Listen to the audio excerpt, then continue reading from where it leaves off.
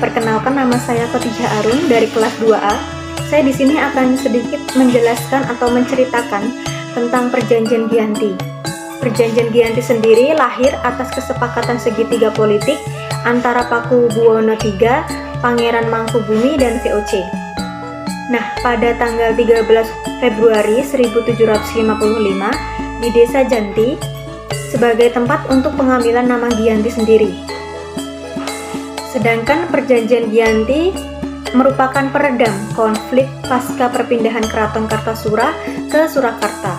Ketika Mangkubumi membantu Pakubuwono II untuk meredakan api konflik, dia mendapatkan sebidang tanah dari Pakubuwono II. Kemudian salah seorang pangeran mengeluh kepada Jenderal Barat van Inhofe, lalu jenderal pun mengeluarkan keputusan bahwa tanah itu tidak jadi dimiliki oleh Mangkubumi. Lalu Mangkubumi pun pergi dan meminta izin kepada Pakubuwono II, dan ia diberikan uang 3.000 ril. Dan saat itulah pecah menjadi perang Mangkubumi. Gubernur Nicolar Harting VOC mengambil sikap untuk melakukan perundingan secara tertutup. Harting sendiri sepakat dengan keinginan Mangkubumi menjadikan penguasa di tanah Jawa. Nah, pada tanggal 23 Februari 1754 dikeluarkannya nota kepemahaman VOC dengan Mangkubumi yang disampaikan pada Pakubuwono II. Nota tersebut yang berisikan Mangkubumi mendapatkan wilayahnya. Pada tanggal 5 November 1954, Pakubuwono III setuju dengan surat yang disampaikan kepada Jacob Marcel. Kesepakatan itu menjadi pangkal terbelahnya Pulau Jawa menjadi dua yang disebut dengan Palihan Nagiri.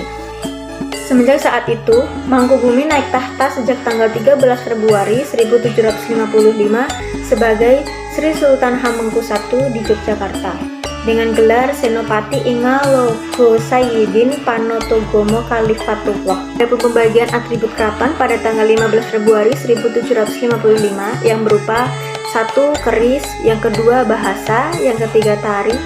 Nah, tarian ini harus memakai blangkon. Sedangkan pasca Perjanjian Giyanti, Raden Mas Said membantu Mangkubumi dalam pemberontakan ini.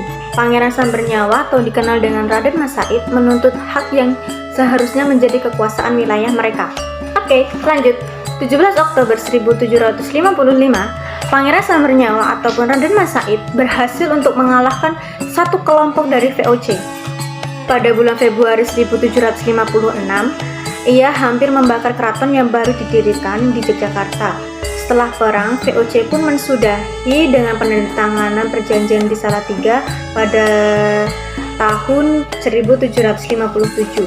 Pada tahun 1813, Gubernur Thomas Stamford Raffles, Kesultanan Yogyakarta terbelah dengan lahirnya Pakualaman Tanah Jawa yang memiliki 4 wilayah pemerintahan, yaitu Yogyakarta, Mangkunegaran, Surakarta, dan Pakualaman. Kasunan Surakarta dan Kadipaten Mangkunegaran ini menjadi situs cagar budaya. Kemudian Yogyakarta dan Pakualaman menjadi daerah istimewanya. Oke, sekian dari saya. Sedikit cerita dari Perjanjian Giyanti ini. Kalau ada salah, mohon dimaafkan. Kalau ada yang kurang dari bahasa saya, mohon dimaafkan. Wassalamualaikum warahmatullahi wabarakatuh.